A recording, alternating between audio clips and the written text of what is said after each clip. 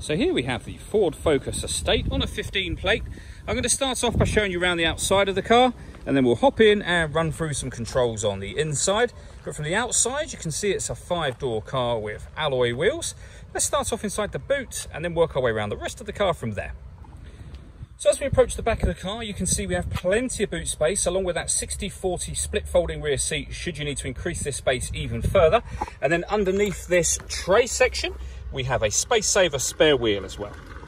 Okay, so we're just going to work our way back round to the front of the car, and then we'll hop in and run through some controls on the inside. But now that we've done a full circle of it, you can see it's in excellent condition the whole way round.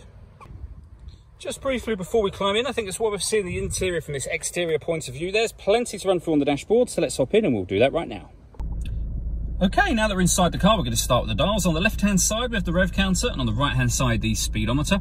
At the bottom in the middle, we have the fuel gauge and coolant temperature gauge, and above that, a digital readout for the speedometer. You can change that information for various bits of trip computer information, all individual bits as you can see, or you can have these 4 bits of information all on the screen together before we've done a full circle back round to the beginning. Also in that section, you'll see the total miles for this car, which are 60,995.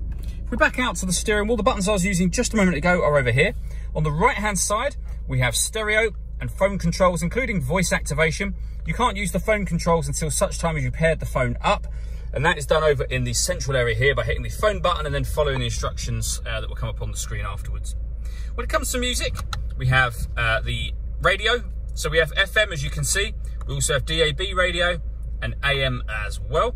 So plenty of ways to listen to the radio firstly. If you want to listen to your own music, you can do that via the CD player, which you see just there. This car also has Bluetooth audio, so you can stream your music wirelessly. Line in, so you can plug in if you wish to. Auxiliary input, and you've got USB input as well. So as I say, plenty of ways overall to listen to your music in this car. Working our way down, we have the main volume for the stereo and the buttons I was using just a moment ago to access those various features.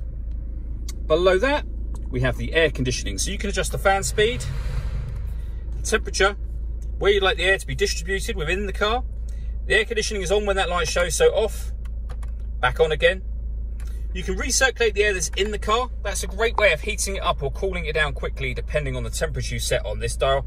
You can turn that off just as easily as you turned it on. We have a heated rear screen and a proper heated front screen as well. Below that, we have one of 2 USB inputs, a 12-volt charging socket, 6-speed manual gearbox. This button turns off the stop and start. This car is designed to cut out when it's stationary in traffic to save you fuel. That system is now turned off. And then all the way back in the central armrest area, we have a 12-volt charging socket, so a second one of those, and the auxiliary and a second USB input as well.